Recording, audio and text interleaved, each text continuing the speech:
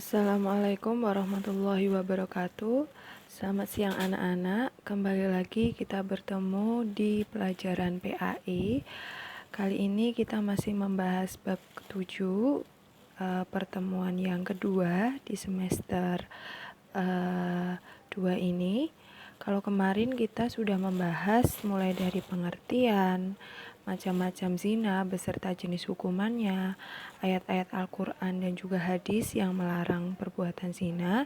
Dan saat ini kita akan mempelajari dampak negatif zina, hikmah dari diharamkannya zina, dan bagaimana cara kita untuk menghindari zina.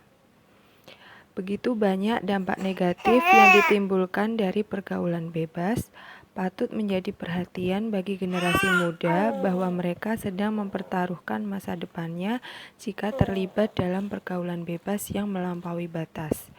Bergaul memang perlu, tetapi seyogyanya dilakukan dalam batas wajar, tidak berlebihan. Remaja adalah tumpuan masa depan bangsa.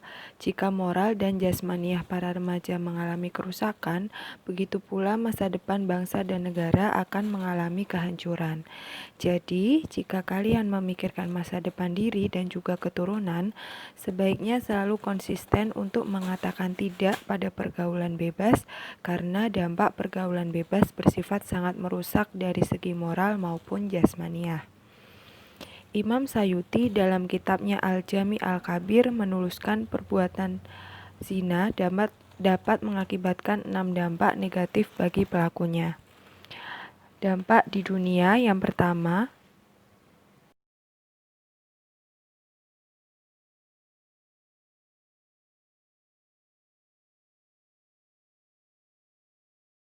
dampak negatif perbuatan zina di dunia yang pertama, menghilangkan wibawa. Pelaku zina akan kehilangan kehormatan, martabat, atau harga dirinya di masyarakat. Bahkan pezina bisa dianggap menjadi sampah masyarakat. Yang kedua, mengakibatkan kefakiran.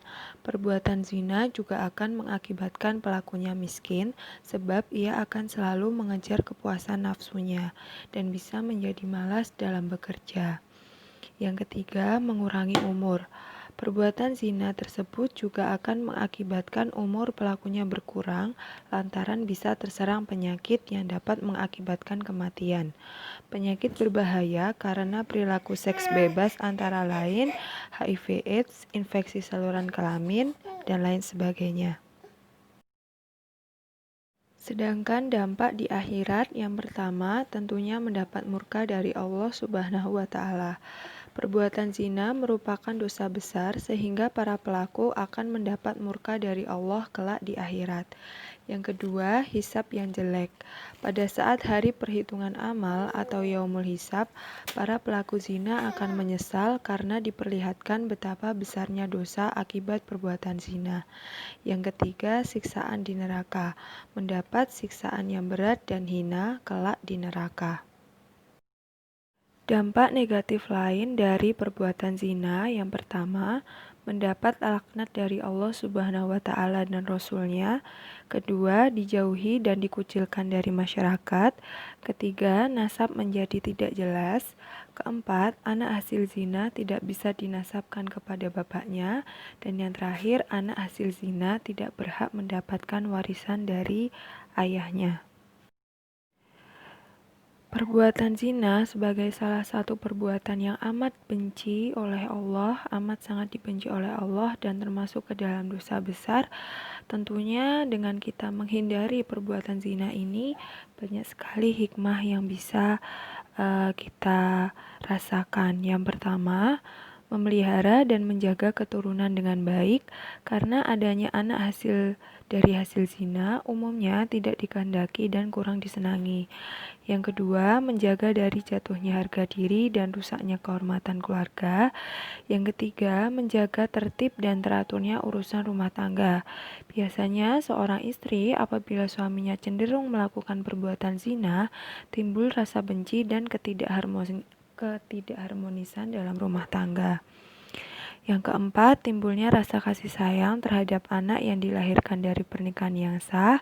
Yang kelima, terjaganya akhlak Islamiyah yang akan mengangkat harkat dan martabat manusia di hadapan sesama dan Allah Subhanahu wa Ta'ala. Di era yang semakin modern, di mana perkembangan komunikasi semakin canggih, menyebabkan batas antara laki-laki dan perempuan ini semakin tidak terlihat, dan hal itu bisa menjerumuskan kita ke dalam perbuatan zina.